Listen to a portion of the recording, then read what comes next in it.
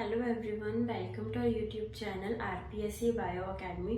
हम आज नई यूनिट शुरू करने जा रहे हैं जिसका नाम है टेक्सोनॉमी। तो टेक्सोनॉमी को हम स्टार्ट करते हैं। सबसे पहले हम देखते हैं टेक्सोनॉमी का मतलब क्या होता है। टेक्सोनॉमी जो वर्ड है वो दो वर्ड से मिलकर बना हुआ है। इनका जो रूट वर्ड है वो क्या है, Texas plus Nomi. Texas plus Nomi से मिलकर क्या बना है, टेक्सोनॉमी। अब टेक्सिस का मतलब क्या है और नोमी का मतलब क्या, ठीक है। अगर हम बात करें टेक्सिस की, तो टेक्सिस का मतलब है व्यवस्था करना या फिर क्या करना, अरेंजमेंट। यानी अरेंजमेंट करना क्या कहलाता है, टेक्सिस। नोमी का मतलब होता है रूल्स, जिसे हम क्या कहते हैं, कोई ना कोई नियम। तो इसे हम क्या कहेंगे, लॉ, ठीक है। अब अगर हम इन वर्ड से समझे तो टेक्सोनॉमी का मतलब ये है कि किसी चीज की हमें अरेंजमेंट करनी है और किसी नियम को ध्यान में रखकर, कि कुछ नियम है, उन नियमों को ध्यान में रखकर हमने क्या करनी है, हमने करनी है अरेंजमेंट। और इसे हमने क्या कहा, टेक्सोनॉमी, ठीक है। अभी अगर हम देखें कि टेक्सोनॉमी की अगर हम उसको डिफाइन करें तो क्या है, टेक्सोनॉमी को अगर हम डिफाइन करें तो टेक्सोनॉमी में आती है आइडेंटिफिकेशन। आइडेंटिफिकेशन का क्या मतलब है, आइडेंटिफिकेशन का मतलब है पहचान करना। और क्या आएगा, नोमेनक्लेचर यानी कि नामकरण करना। और आएगा क्लासिफिकेशन यानी कि वर्गीकरण करना।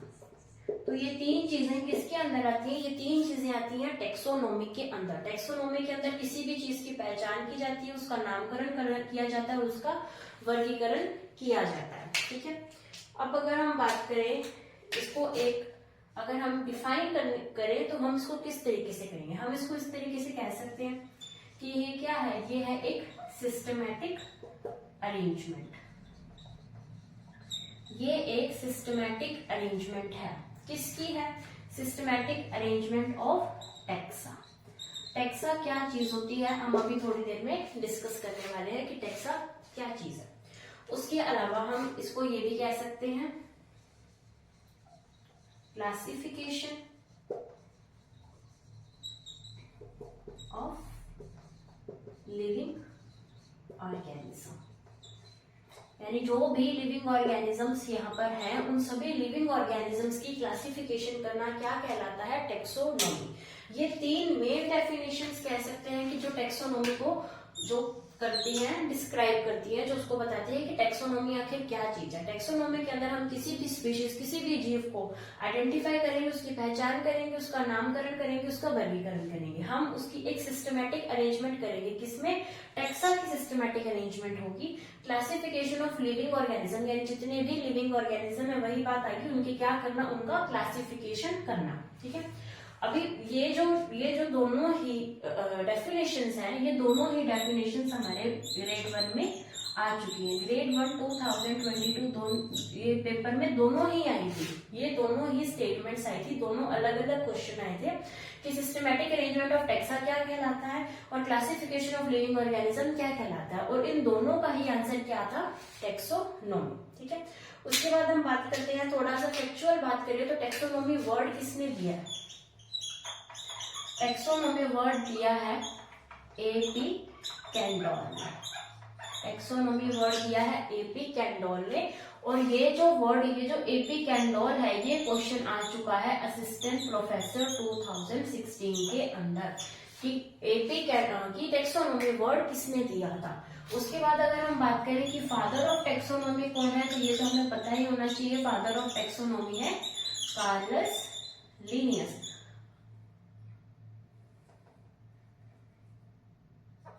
कार्लस लिनियस, ये क्या है, फादर ऑफ टेक्सोनॉमी, ठीक है।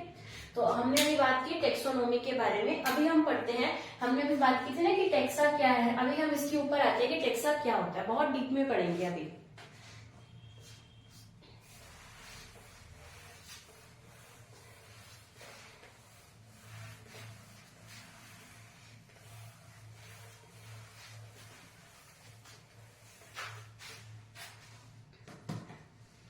अभी हम सबसे पहले डिफरेंस पढ़ेंगे हायरार्की एंड टेक्सोनॉमी। इसके डिफरेंस के साथ ही हमारे सारे डाउट्स क्लियर हो जाएंगे। और हमें ये क्यों पढ़ना है हायरार्की और टेक्सोनॉमी में डिफरेंस, क्योंकि अभी जो मैंने आपको दोनों क्वेश्चन बताए थे, 2 क्वेश्चन आए थे सेम ही। एक तो था कि क्लासिफिकेशन ऑफ लिविंग ऑर्गेनिज्म, और एक जो क्वेश्चन इसके ऊपर ही हमने लिखा था वो दोनों स्टेटमेंट्स आई हुई थी। तो उन दोनों स्टेटमेंट में जो सबसे ज्यादा डाउट था वो यही था कि ऑप्शन के अंदर ये दोनों टर्म्स थी, तो इन दोनों टर्म्स ने बहुत ही कंफ्यूज किया था कि हायरार्की आएगा या टेक्सोनॉमी आएगा। तो अभी हम इन चीजों को पढ़ते हैं। अगर हम हायरार्की की बात करें तो अगर हम जनरल वे में बात करें तो हायरार्की किसी भी चीज की हो सकती है। जैसे कि अगर हम फूड चेन की बात करें, है ना, तो फूड चेन के अंदर जितने भी ट्रॉफिक लेवल्स आते हैं वो भी तो एक हायरार्की है। हम किसी भी चीज के अंदर पढ़े, किसी भी चीज का डिक्रीजिंग ऑर्डर या फिर उसका इंक्रीजिंग ऑर्डर वो किसी भी बेस पर हो सकता है, उसे हम हायरार्की कह देते हैं। लेकिन यहाँ पर टेक्सोनॉमी के अंदर हायरार्की और टेक्सोनॉमी में मेन डिफरेंस क्या होता है हम उसको भी अभी डिस्कस करते हैं। ठीक है, इसको हम एक एग्जाम्पल से समझेंगे। हम बात कर रहे हैं होमो सेपियंस की, यानी ह्यूमन बींग्स की, यानी हमारी। हम इनका एग्जांपल लेकर इन दोनों में डिफरेंस पढ़ेंगे। ठीक है, अब अगर हम बात करें हायरार्की की, तो हायरार्की के अंदर जो आएगा इंक्रीजिंग डिक्रीजिंग ऑर्डर अरेंजमेंट, क्योंकि अरेंजमेंट ही इसमें है, अरेंजमेंट ही इसमें है। हमने दोनों में ही क्या पढ़ी है, अरेंजमेंट। अब अरेंजमेंट इसमें किसकी अरेंजमेंट आएगी और इसमें किसकी अरेंजमेंट आएगी। अगर हम बात करें हायरार्की में, तो यहाँ पर जो अरेंजमेंट आएगी वो आएगी टेक्सोनोमिक कैटेगरीज की। यहाँ पर अरेंजमेंट होगी टेक्सोनोमिक कैटेगरीज की, और यहाँ पर जो अरेंजमेंट होगी वो होगी टैक्सा की। ठीक है, अभी हम इनको समझते हैं होमो सेपियंस के एग्जांपल से। अगर मैं बात करूं टेक्सोनोमिक कैटेगरीज की, तो टोटल टेक्सोनोमिक कैटेगरीज होती हैं 7। ठीक है, अभी हम पढ़ते हैं 7 टेक्सोनोमिक कैटेगरीज। पहली है किंगडम। अगर प्लांट है तो आएगा डिवीजन, अगर एनिमल है तो आएगा फाइलम। दूसरी, तीसरी आएगी class, then order, then family, genus and species. तो ये टोटल 7 कैटेगरीज हैं। इन कैटेगरीज की जो अरेंजमेंट है, इन 7 टेक्सोनोमिक कैटेगरीज की अरेंजमेंट है, चाहे हम इसको इंक्रीजिंग ऑर्डर में लें चाहे हम इसको डिक्रीजिंग ऑर्डर में लें, तो इनकी कैटेगरीज के अरेंजमेंट को हमने हायरार्की कहा है। ठीक है, ये क्या है सॉरी, ये सारी की सारी टेक्सोनोमिक कैटेगरीज है। अब अगर हम इसको देखें होमो सेपियंस को, तो किंगडम कौन सा आएगा, एनिमेलिया। अगर एनिमल की बात करें तो हम क्या लेंगे, फाइलम। फाइलम कौन सा, फाइलम आएगा कॉर्डेटा। क्लास आएगी मैमेलिया। ठीक है, ऑर्डर आएगा प्राइमेट्स। फैमिली आएगी होमिनिडे। जीनस आएगा होमो एंड स्पीशीज आएगी सेपियंस। ठीक है, तो हमने ये देखा ये सारे क्या है, ये सारे हैं टेक्सा। टेक्सा को हम कैसे डिफाइन करेंगे, एनिमल्स और प्लांट्स के जो ग्रुप हैं जिनको हम ऐसे कैटेगराइज कर रहे हैं उन्हें टेक्सा बोला जाता है। टेक्सा एनिमल्स और प्लांट्स के ग्रुप ही हैं। जैसे कि ये एनिमल का ग्रुप है, जैसे कि ये कॉर्डेट्स का ग्रुप है, जैसे कि ये मैमल्स का ग्रुप है, ये प्राइमेट्स का ग्रुप है, ये जो होमो सेपियंस की फैमिली है ये। तो इस तरीके से अलग अलग ग्रुप है। वो ग्रुप का जो लेवल है वो स्पीशीज लेवल पर भी हो सकता है, वो ग्रुप का लेवल ऊपर किंगडम लेवल तक भी हो सकता है। तो इन ग्रुप्स की जो अरेंजमेंट है उसे क्या कहा जाता है, टेक्सोनोमी। यानी यहाँ पर ये एक इंडिविजुअल एक एक चीज क्या है, ये है टेक्सा, ये है टेक्सा, ये है टेक्सा, ऐसे ही यहाँ पर 7 टेक्सा है। तो इन टेक्सा की अरेंजमेंट को हम कहेंगे टेक्सोनोमी, और इन टेक्सोनोमिक कैटेगरीज की अरेंजमेंट को हम क्या कहेंगे, हायरार्की। और यहीं से एक क्वेश्चन आया था जो कि पूछा हुआ था कि सिस्टमैटिक अरेंजमेंट ऑफ टेक्सा क्या कहलाता है, टेक्सोनोमी कहलाता है, हायरार्की नहीं कहलाता। ठीक है, अभी हम आगे चलते हैं।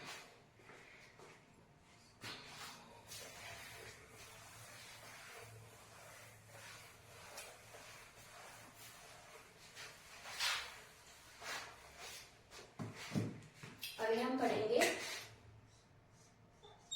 टाइप्स ऑफ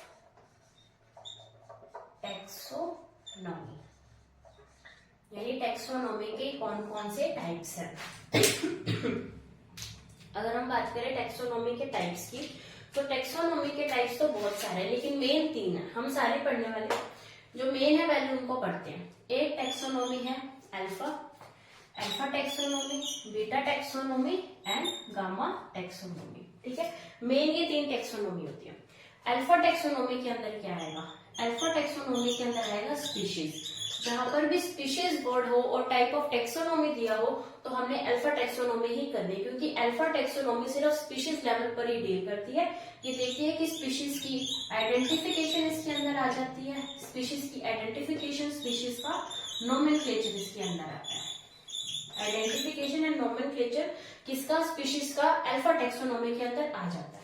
जब हम इस बीटा टेक्सोनॉमी की तरफ चलते हैं तो इसकी इस टेक्सोनॉमी में क्या है? इस टेक्सोनॉमी के अंदर है कि अभी हमने स्पीशीज को आइडेंटिफाई कर लिया, नोमेनक्लेचर कर लिया, लेकिन उसको कौन सी कैटेगरी में प्लेस करना है। जब कैटेगरीज में प्लेस करने की बारी आएगी तो हम बात करेंगे बीटा टेक्सोनॉमी की। अल्फा टेक्सोनॉमी सिर्फ स्पीशीज लेवल पर ही वर्क कर रही है, लेकिन बीटा टेक्सोनॉमी उन स्पीशीज को कैटेगरीज में प्लेस करने तक, एनिमल्स को कैटेगरी में प्लेस करने तक का काम कर रही है। कौन सी? Beta taxonomy.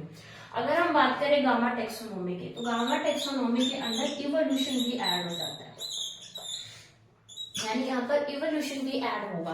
अल्फा के अंदर सिर्फ स्पीशीज है, बीटा के अंदर हमने उनको कैटेगरीज में रख दिया, और गामा के अंदर क्या है कि हमने उसका इवोल्यूशन भी देखा। हमने उसको पुराने से लेकर अभी तक किस तरीके से इवोल्यूशन हुआ है हमने उसको भी ऐड कर दिया। अब इनके और भी नेम्स है जहां से क्वेश्चन आ जाता है। अल्फा टेक्सोनॉमी को बोलेंगे क्लासिकल टेक्सोनॉमी, है ना, इसके नीचे लिख देती हूँ। और क्या बोलेंगे? Formal taxonomy. और क्या बोला जाता है? Orthodox taxonomy. ठीक है, तो ये किसके नाम है? अल्फा के नाम है। अगर मैं बीटा की बात करूं तो बीटा का नाम आ जाता है एक्सप्लोरेटिव टेक्सोनॉमी। गामा का एज इट इज कोई नाम नहीं है, गामा के नाम से ही जाना जाता है। तो हमने भी बात की अल्फा, बीटा और गामा, ये मेन इसकी कैटेगरीज है, टाइप्स है टेक्सोनॉमी की। और जो क्वेश्चन आया हुआ है वो अल्फा टेक्सोनॉमी से क्वेश्चन असिस्टेंट प्रोफेसर के अंदर आया हुआ है। वहां पर क्वेश्चन क्या पूछा गया था कि स्पीशीज लेवल पर जो टेक्सोनॉमी की जाती है वो कहाँ पर आती है, वो कौन सी टाइप ऑफ टेक्सोनॉमी में आएगी? तो वो आएगी अल्फा टेक्सोनॉमी के अंदर, और ये क्वेश्चन असिस्टेंट प्रोफेसर में आया हुआ है। अभी हम बात करते हैं कि इसके अलावा और कौन कौन से टाइप्स होते हैं।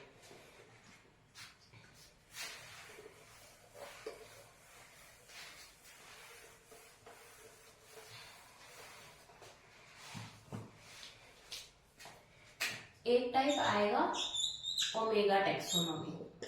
ओमेगा टेक्सोनॉमी क्या होती है? ओमेगा टेक्सोनॉमी के अंदर जो भी एनिमल या प्लांट है, जो भी ऑर्गेनिज्म है, उसके करंटली जितने भी कैरेक्टर्स नोन है, करंटली यानी अभी के टाइम में, वर्तमान समय में उसके जितने कैरेक्टर नोन है, अगर हम उन सभी कैरेक्टर्स को इंक्लूड करके टेक्सोनॉमी पढ़ें तो वो आ जाती है ओमेगा टेक्सोनॉमी। उसी हिसाब से आएगी साइटो टेक्सोनॉमी। साइटो टेक्सोनॉमी का मतलब क्या है? साइटो का मतलब होता है सेल, है ना, सेल। जैसे हम पढ़ते हैं साइटोलॉजी, तो study of cell is known as cytology. उसलिए साइटो का मतलब होता ही सेल है, यानी यहाँ पर कौन से कैरेक्टर्स बेस बनेंगे? सेल वाले कैरेक्टर्स, सेलुलर कैरेक्टर्स यहाँ पर बेस बनेंगे। किसका? टेक्सोनॉमी का। उसी तरीके से आएगी कीमोटेक्सोनॉमी। कीमोटेक्सोनॉमी क्या होती है? कीमो का मतलब होगा केमिकल, यानी केमिकल कैरेक्टर्स के बेस पर अगर टेक्सोनॉमी की जाए तो हम उसे क्या बोलेंगे? कीमोटेक्सोनॉमी। ठीक है, उसके बाद हम चलते हैं अगली आएगी कैरियोटेक्सोनॉमी। कैरियो का मतलब ही होता है न्यूक्लियर। न्यूक्लियस से रिलेटेड जितनी भी चीजें उसे कैरियो बोला जाता है, यानी न्यूक्लियस एंड क्रोमोसोम्स के बेस पर जो भी टेक्सोनॉमी की जाएगी उसे क्या बोला जाएगा? कैरियोटेक्सोनॉमी। एक टेक्सोनॉमी आती है न्यूमेरिक, ठीक है, न्यूमेरिक फेनेटिक, इसका एक और नाम भी आता है एडेनसोनियन टेक्सोनॉमी। ये टेक्सोनोमी हम जूलॉजी के बेस पर ही पढ़ रहे हैं, इसलिए हम इसको इतना डीप में नहीं पढ़ रहे, लेकिन जब आप बॉटनी के अंदर ये टेक्सोनोमी आपको सर करवाएंगे तो इससे और भी डीप में हम पढ़ने वाले, क्योंकि हमारे जूलॉजी में इधर से इतना क्वेश्चन नहीं आते जितने बॉटनी वाले में से आते हैं। आप जो प्रीवियस ईयर देखोगे तो आपको पता लगेगा। अभी हम चलते सॉरी नेक्स्ट आगे चलते।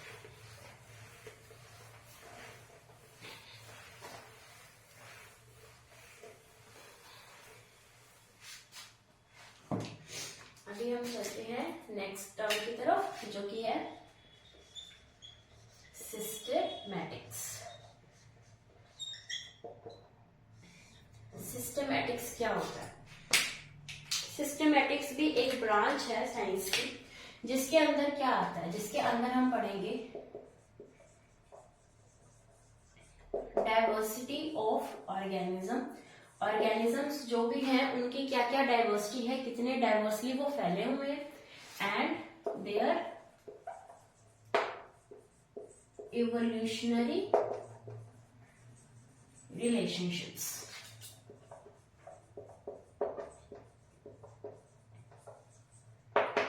इसके अंदर क्या आएगा, ऑर्गेनिज्म की डाइवर्सिटी भी आएगी और उनके इवोल्यूशनरी रिलेशनशिप भी आएंगे किसके अंदर, सिस्टेमैटिक्स के अंदर। अब इसका मतलब क्या होगा, सिस्टेमैटिक्स को अलग क्यों पढ़ा गया, क्योंकि डाइवर्सिटी तो है, वो तो हम टेक्सोनोमी में भी पढ़ ही रहे थे, सभी की डाइवर्सिटी पढ़ रहे थे, उनकी आइडेंटिफिकेशन, क्लासिफिकेशन, नोमेनक्लेचर हम पढ़ रहे थे।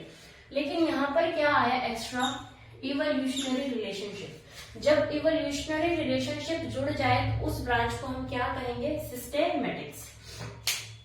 सिस्टेमैटिक्स जो वर्ड है वो सबसे पहले किसने यूज किया था, ये वर्ड यूज किया था कार्लस लीनियस। कार्लस लीनियस ने सबसे पहले ये वर्ड यूज किया था, और कार्लस लीनियस को हमने क्या सॉरी अभी पढ़ा था, क्या पढ़ा था, फादर ऑफ टेक्सोनोमी। इन्हें क्या बोला जाता है, फादर ऑफ टेक्सोनोमी। और सिस्टेमेटिक वर्ड भी कार्लस लीनियस ने ही दिया था, ठीक है। उसके अलावा हम यहाँ पर पढ़ते हैं कि जो सिस्टेमेटिक है, सिस्टेमेटिक जो है वो वर्ड आया है सिस्टेमा से।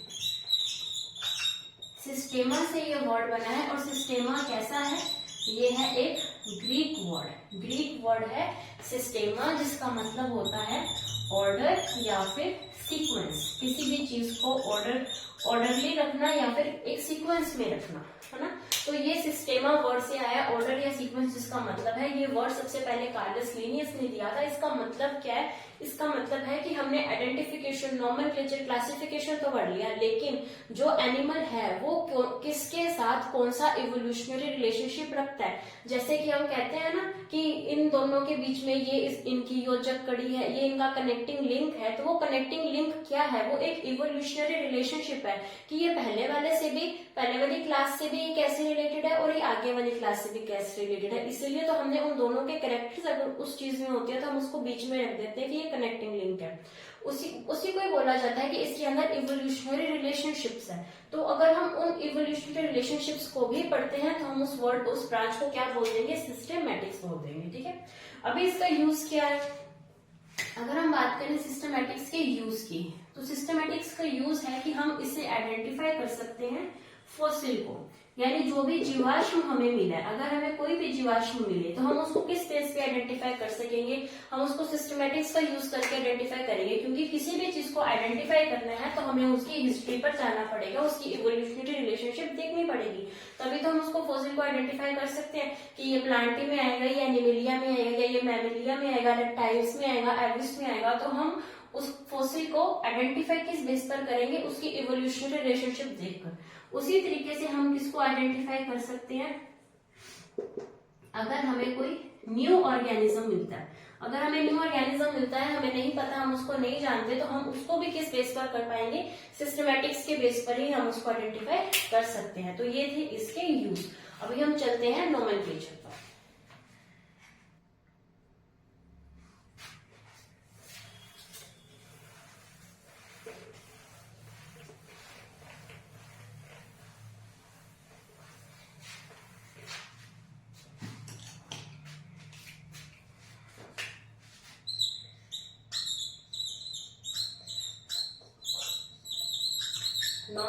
नोमेनक्लेचर को अगर मैं बोलूं तो इसे क्या बोला जाता है, नामकरण। नामकरण, नामकरण की बात करें तो नामकरण तो दो तरीके से हो सकता है। कुछ तो लोकल नेम्स होते हैं, एक तो लोकल नेम हो गया, लोकल तरीके से उसका नामकरण करना, और एक हो गया साइंटिफिक तरीके से नामकरण करना, है ना। अब इन दोनों में क्या डिफरेंस है इसको समझते हैं। अभी लोकल नाम और साइंटिफिक नाम क्या मतलब है। अगर हम बात करें लोकल नाम की, है ना, तो जैसे अगर हम हमारे मोहल्ले में बात करें तो हर किसी के मोहल्ले में होगा चिंटू, सोनू, मोनू, है ना, तो उनके लोकल नाम है। लेकिन उनका स्कूल के अंदर जो नाम है उनको हम क्या बोलेंगे, उनका वो साइंटिफिक नेम हो गया, ठीक है। तो इसी तरीके से होते हैं, जैसे कि हम कह सकते हैं कि कोई भी सांप है ना, तो उसको लोकल लैंग्वेज में हम क्या बोलेंगे, ये सांप है। कोई संस्कृत को आएगा बोलेगा ये सर्प है, कोई इंग्लिश मीडियम आएगा बोलेगा ये स्नेक है, ठीक है, रहेगा तो वो सांप ही ना। लेकिन अगर हम उसके अंदर भी स्पेसिफाई कर दे कि ये कोबरा है, तो उसका साइंटिफिक नेम क्या हो जाएगा, तो उसका साइंटिफिक नेम हो जाएगा नाजा, नाजा। इसी तरीके से कुछ लोकल नेम्स होते हैं, कुछ साइंटिफिक नेम्स होते हैं, लेकिन अप्रूव्ड कौन से होते हैं, साइंटिफिक नेम्स। यानी यूनिवर्सली एक नाम तो ऐसा होना चाहिए ना कि जो कनाडा के लोग भी वही बोले, हम भी वही बोले, या अमेरिका के लोग भी वही बोले, ऑस्ट्रेलिया वाले भी वही बोले। तो ऐसे कोई एक ऐसा नेम जो पूरा यूनिवर्सल हो, जो कि सार्वजनिक हो, जो सब बोल सके, सार्वभौमिक, शायद सार्वभौमिक ही बोलते हैं। तो यूनिवर्सल जो नाम होता है, जो भी यूनिवर्सल हो, उस नाम को क्या बोला जाता है, साइंटिफिक नेम। तो अब हम उसके बारे में पढ़ने वाले हैं कि साइंटिफिक नेम कैसे दिया जाता है और इसके क्या क्या रूल्स हैं।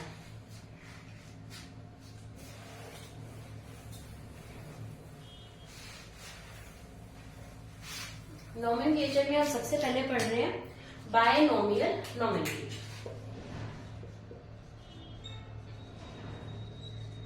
बायनोमियल नोमेनक्लेचर के अंदर क्या आएगा, बायनोमियल इसका मतलब ही है नेम देना। बाय का मतलब होता है दो, यानी नेम कितने वर्ड्स में होगा, दो वर्ड्स में होगा।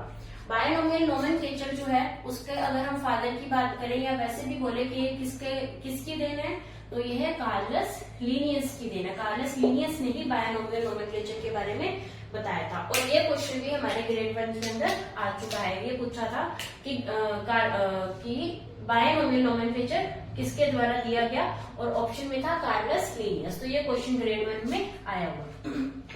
उसके अलावा अगर ये ऑप्शन में ही ना हो तो हम क्या करेंगे, अगर ये ऑप्शन में ना हुआ तो आएगा गैस्पर्ड बोहेम। सबसे पहले इन्होंने बताया था, लेकिन फेमस कौन हो गया, कार्लस लीनियस। कहीं कहीं ये लिखा होगा कि वर्ड इन्होंने दिया था, लेकिन इसकी डिस्कवरी, इसको पब्लिश कार्लस लीनियस ने किया। तो दोनों ही तरफ से, लेकिन हमेशा जब भी क्वेश्चन आया है तो ऑप्शन में कार्लस लीनियस ही दिया होता है। लेकिन अगर ये ना दिया हो तो हम इसके ऊपर जा सकते हैं, गैस्पर्ड बोहेम ने ये वर्ड दिया था। तो ये बायनोमियल नोमेनक्लेचर है, यानी कि दो नेम होंगे। जैसे अभी हमने कोबरा का नाम लिखा था, है ना, कोबरा का नाम हमने क्या लिखा था, नाजा, नाजा। तो ये कितने वर्ड्स हैं, एक वर्ड, दो वर्ड, दो वर्ड्स होने चाहिए, ठीक है। और क्या क्या हमारी रिक्वायरमेंट्स हैं। सबसे पहली रिक्वायरमेंट ये है कि एक होगा जीनस और एक होगा स्पीशीज। ये रहा जीनस, ये रही स्पीशीज। जीनस का फर्स्ट लेटर होना चाहिए कैपिटल और स्पीशीज का फर्स्ट लेटर होना चाहिए स्मॉल। जीनस का फर्स्ट लेटर होना चाहिए कैपिटल और स्पीशीज का फर्स्ट लेटर होना चाहिए स्मॉल, ठीक है। कौन सी लैंग्वेज होनी चाहिए, लैटिन लैंग्वेज। लैटिन लैंग्वेज में ही ये जो नेम है वो दिए जाने चाहिए। ऐसा क्यों है, क्योंकि लैटिन लैंग्वेज एक डेड लैंग्वेज है, यानी कि ये लैंग्वेज अब मर चुकी है। इस लैंग्वेज को अभी और मॉडिफिकेशन नहीं की जा सकती, इसीलिए इसको चूज किया गया ताकि इसका नाम टाइम बाय टाइम चेंज ना होता रहे। ये एक डेड है, ये एक मृत लैंग्वेज है, इसी वजह से इस लैटिन को ही चूज किया गया है नामकरण देने के लिए, ठीक है। उसके अलावा इसका फॉन्ट कैसा होना चाहिए, इटैलिक फॉन्ट होना चाहिए। इटैलिक फॉन्ट का मतलब है तिरछा। हम जब भी ऐसी, अगर आप अपनी टेक्स्ट बुक भी देखोगे 11th 12th की, तो उसमें भी जो साइंटिफिक नेम है ना वो इटैलिक फॉन्ट में यानी तिरछे फॉर्म में दे रखे होंगे। अब हम उसको तिरछा तो हम नहीं लिख सकते, तो हम क्या कर सकते हैं, उसको अंडरलाइन कर सकते हैं। तो हमने क्या कर रखा है, अंडरलाइन कर रखा है, ठीक है। उसके अलावा उसके ब्रैकेट के अंदर हमें देना है साइंटिफिक नेम, ठीक है। साइंटिफिक नेम हम यहाँ पर इसके ब्रैकेट में लिखेंगे, ठीक है। उसके अलावा इसके अंदर कौन से कितने लेटर्स होने चाहिए, तो यहीं पे लिख देते हैं। इसके जो लेटर्स होने चाहिए वो होने चाहिए 3 to 12 लेटर्स, यानी यहाँ से लेकर यहाँ तक कितने लेटर्स होने चाहिए? 3 से 12 लेटर्स होने ही चाहिए। 3 से 12 लेटर्स के बीच में ये नाम खत्म होना चाहिए, ठीक है। उसके अलावा हम यहाँ पर कह सकते हैं कि एक तो हमने बोला जीनस एंड स्पीशीज, जीनस का कैपिटल होना चाहिए फर्स्ट लेटर, स्पीशीज का स्मॉल होना चाहिए, लैटिन लैंग्वेज होनी चाहिए, इटैलिक फॉन्ट होना चाहिए, जो साइंटिस्ट का नेम है, साइंटिस्ट का जो नेम है वो साइंटिस्ट का नेम इस तरीके से ब्रैकेट फॉर्म में होना चाहिए, 3 से 12 लेटर्स के बीच में होना चाहिए। और अगर जो इसकी स्पीशीज है वो स्पीशीज 2 वर्ड्स की आ गई, अगर वो स्पीशीज 2 वर्ड्स की आ गई तो उसके बीच में क्या लगा होना चाहिए? एक हाइफन लगा होना चाहिए। जैसे आएगी हिबिस्कस, रोसा, साइनेंसिस, तो ये जीनस है और ये स्पीशीज है। तो अब जो ये स्पीशीज है, ये स्पीशीज 2 वर्ड की है, तो इसके लिए हमने इसके अंदर क्या लगा दिया? एक हाइफन लगा दिया, ठीक है। तो ये थे सारे रूल्स बायनोमियल नोमेनक्लेचर के, जो कि हम फॉलो करते हैं। अभी हम फॉलो भी कौन सा नोमेनक्लेचर कर रहे हैं? Binomial nomenclature. इसके बारे में कार्लस लिनियस ने बताया, नहीं तो गैस्पर्ड बोहर ने ये वर्ड दिया था, कोबरा, जैसे नाजा हमने एग्जांपल से ये सारे रूल्स पढ़ लिए कि कैपिटल होना चाहिए, स्मॉल स्पीशीज का स्मॉल लेटर होना चाहिए, लेटिन लैंग्वेज के अंदर होना चाहिए, इटैलिक फॉन्ट में होना चाहिए, साइंटिस्ट का नेम लिखा होना चाहिए, 3 से 12 लेटर्स होने चाहिए, और जो स्पीशीज है अगर उसके 2 वर्ड्स हैं तो उसके बीच में हाइफन का साइन होना चाहिए। अभी हम पढ़ते हैं इसका नेक्स्ट ट्रायनोमियल नोमेनक्लेचर।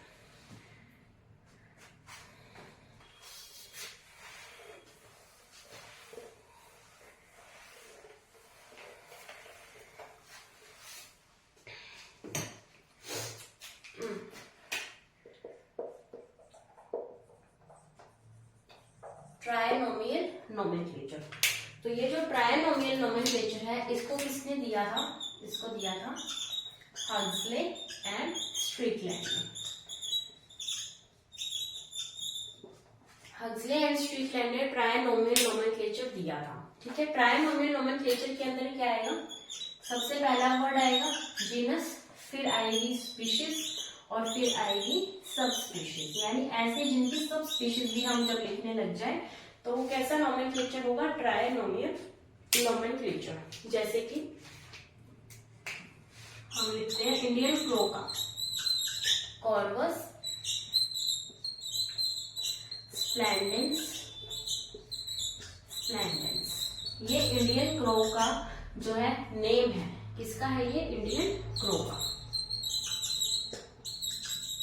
इंडियन क्रो का साइंटिफिक नाम क्या है? Corvus splendens and splendens.